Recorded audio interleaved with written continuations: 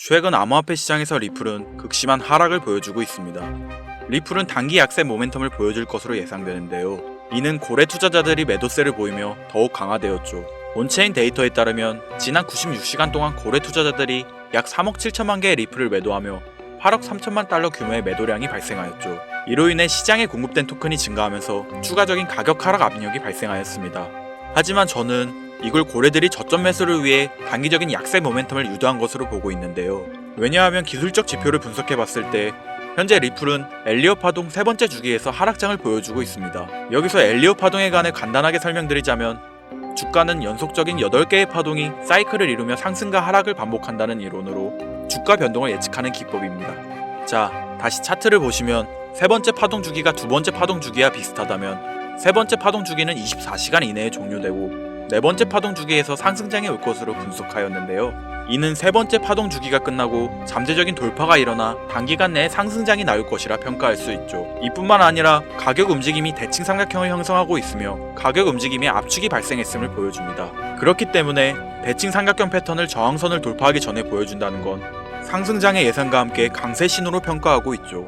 대칭 삼각형의 정점을 이루는 지점이 비트코인이 4년마다 오는 반감기 주기가 시장에 반영되는 시기와 일치함에 따라 비트코인과 함께 리플이 폭발적 상승세를 보일 것으로 평가하고 있기 때문에 저는 개인적으로 고래들이 개미털기를 하고 있다 보고 있습니다. 투자 심리를 악화시켜 저점 매수를 유도하고 있지만 리플의 역사적 패턴은 리플이 상당한 상승세를 보일 준비가 되어 있음을 시사하고 있죠. 또 이러한 시장에서 우리가 주목해야 될 것이 있습니다. 리플과 관련된 세력 기관들의 움직임 또한 잘 관찰해야 하는데 리플과 관련된 기업 중 요즘 최고치의 주가를 기록하고 있는 워렌 버핏의 이 기업이 있죠. 버크셔 해서웨이라는 기업 많이 들어보셨죠? 버크셔 해서웨이는 세계적인 투자 지주 회사로 워렌 버핏의 회사로 매우 유명한 회사입니다. 시총이 무려 1000조나 되는 어마어마한 규모의 회사이죠. 이런 버크셔 해서웨이가 가지고 있는 대표적인 회사 어떤 회사가 있을까요? 그 중 하나가 바로 아메리칸 익스프레스입니다. 아실 분들은 아시겠지만 아메리칸 익스프레스는 신용카드사와 은행업을 중심으로 한 미국에서 가장 큰 규모의 회사 중 하나이자 금융업의 대표 주자이죠. 그리고 특징은 아메리칸 익스프레스는 워렌 버핏의 버크셔 해서웨이가 최대 주주로서 무려 20%가 넘는 지분을 보유하고 있죠. 쉽게 생각하면 워렌 버핏의 회사인 버크셔 해서웨이가 아메리칸 익스프레스를 소유하고 있다라고 생각하면 되겠죠. 또한 뱅가드 그룹이 6.3%, 블랙록이 6.1%를 보유하고 있는 전망이 좋은 기업이라는 겁니다. 이런 아메리칸 익스프레스는 리플의 핵심 파트너입니다. 심지어 작년 8월에도 아메리칸 익스프레스는 송금을 위해 리플을 채택했다는 걸 알 수 있죠. 이 말은 워렌 버핏의 회사인 버크셔 해서웨이가 소유하고 있는 아메리칸 익스프레스에서 리플과 협업을 하고 있다는 말입니다. 워렌 버핏과 리플이 밀접한 관계가 있다는 뜻 아닐까요?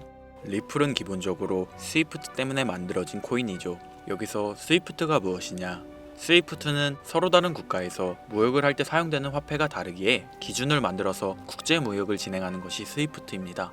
하지만 여기서 발생하는 수수료가 무려 20%나 되죠. 즉 너무 비싼 금액이죠. 그래서 이런 문제를 해결하고자 만들어진 것이 바로 리플 코인이라는 겁니다. 또한 리플은 ODL 시스템을 가지고 있어 단 몇 초 만에 전 세계 어디든 바로 송금을 할 수 있는 기술력 또한 보유하고 있죠.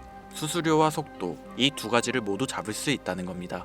그런데 지금 이 기술력을 미국이 질투하고 있다는 거죠. 그럼 여기서 생각을 해볼게요. 전 세계 최대 강국이 어디죠? 네, 미국이죠. 미국은 우스갯소리로 미국과 나머지 전 세계들의 국가들이 전쟁을 펼쳐도 미국이 밀리지 않을 거라는 이야기가 있을 정도의 강대국입니다. 단적인 예로 미국의 2022년 국방비 순위를 보시면 미국의 국방비 금액이 2위인 국가부터 10위인 국가인 국방비를 합친 것보다 무려 23%나 많은 금액을 국방비로 쓰고 있다는 겁니다. 물론 이것만으로는 단순 군사력을 비교할 수는 없겠으나 이 정도로 엄청난 초강대국이라는 거죠. 이 이야기를 왜 하냐면 미국은 전 세계의 패권을 쥐고 있는 강대국이라는 겁니다. 단순히 군사력뿐 아니라 경제력으로도 말이죠. 요즘 시대는 힘으로 찍어 누르는 시대보다 자본주의 세상이기에 경제 패권이 엄청나게 중요하다는 거예요. 지금 전 세계 공용화폐로 쓸 수 있는 유일한 화폐는 바로 달러입니다. 하지만 이제는 세상이 많이 바뀌었어요. 언제부턴가 현물화폐보다 편리하고 안전하며 유동성마저도 뛰어난 암호화폐가 탄생을 하고 말았죠. 이 암호화폐가 탄생을 하고 오랜 시간이 지나지 않아 달러의 패권이 달러의 입지가 조금씩 흔들리기 시작했고 지금은 수많은 암호화폐들이 달러의 자리를 위협하고 있는 상황입니다. 앞으로 암호화폐가 달러를 잡아먹게 된다면 미래의 미국은 전 세계의 경제 패권을 줄 수가 없게 되죠. 그래서 어떻게 하고 있죠? CBDC, 센트럴 뱅크 디지털 커런시, 즉 중앙은행 디지털 화폐. 미국에선 이 CBDC를 이용해서 달러를 디지털화시킬 계획을 가지고 나왔다는 거죠. 하지만 CBDC를 발행하기엔 오랜 시간이 필요하기에 그 시간 동안 달러의 패권이 흔들릴 것이고, 그리 된다면 달러의 입지가 위험해지고 경제 패권을 더 이상 쥘 수 없게 될지도 모른다는 거죠. 그래서 미국의 바이든 정부는 암호화폐를 규제하기 시작했습니다. 수년간 암호화폐를 규제하고 압박을 했죠. 하지만 이제는 그게 더 이상 불가능해졌다는 거예요. 세상이 달라졌다는 거죠. 그리고 그걸 알고 있고 세상의 흐름을 읽고 있는 트럼프는 비트코인 컨퍼런스에서 암호화폐 대통령이 되겠다라며 자신있게 외쳤던 것이죠. 그리고 그가 당선된 이후 정말로 친암호화폐 정책을 펼쳐나가기 시작했죠. 이미 뛰어난 사업가였던 그가 이 흐름을 놓칠 이유가 전혀 없다는 겁니다. 자, 그렇다면 앞으로 리플의 행보 어떻게 될 것 같으신가요? 정확히 잘 모르시겠죠? 그래서 제가 그에 대한 답변으로 엄청난 자료를 찾아왔습니다. 이 정보는 제가 우연히 발견한 정보인데요. CBDC를 위해 기반으로 삼을 가교통화 코인의 적합성 및 미 연방지구별 논의사항을 보여주는 자료입니다.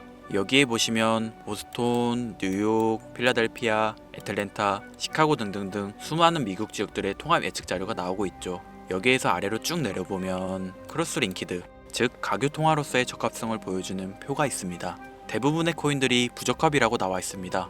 하지만 여기 리플과 시바이누가 보류라고 표기되어 있는 걸 확인할 수 있었습니다. 뭐 그럴 수 있어요. 리플은 법적 공방이 남아있고 시바이누는 탈중앙화를 목적으로 나온 코인이다 보니 어찌 보면 CBDC와는 어울리지 않을 수 있죠. 하지만 다르게 생각해보면 두 코인 모두 세계 어디든 자유롭게 금융 서비스를 제공받을 수 있다 보니 이보다 더 뛰어나고 자유로운 가교통화가 있을 수 있을까? 라는 생각도 들긴 했죠. 그런데 여기서 저는 충격적인 내용을 확인할 수 있었어요. 여기 보이시나요? 시바이누조차 보류로 나와 있는데 이 생소한 코인이 적합이라고 나와 있었습니다. 진짜 너무 생소한 코인이었어요. 그래서 이 코인의 정보를 좀 찾아봤는데 정말 신기할 정도로 정보가 없었습니다. 그런데 바이낸스에는 이 코인이 상장이 되어 있더라고요. 그래서 저는 의구심이 들었습니다. 전 세계 은행을 이을 수 있는 가교통화 자리에 아무도 모르는 코인이, 그것도 정보도 별로 없는 코인이 리플과 시바이누보다 높은 자리를 선점하고 있다? 그리고 신기할 정도로 정보가 완벽하게 통제가 되어 있다?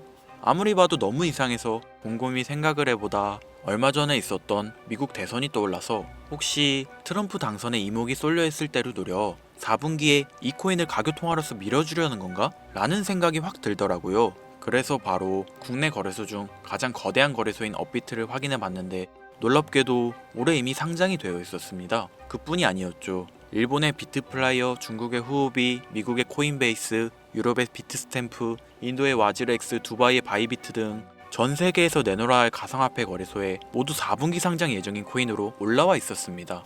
이제 이해가 되기 시작했죠. 이 코인을 말미삼아 미국이 다시 한번 전 세계 경제 패권을 쥐려고 하고 있는 것 같습니다.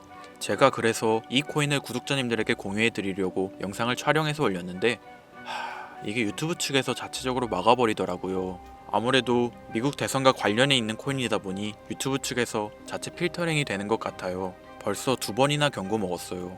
한 번만 더 경고 먹으면 더 이상 구독자님들께 좋은 영상을 제공해 드릴 수가 없어서 어쩔 수 없이 상단부에 있는 제 개인 번호 010-8056-5800, 010-8056-5800 이 번호로 코인이라고 적어서 문자 보내주시는 분들에게 해당 코인 정보를 제공해 드리려고 합니다.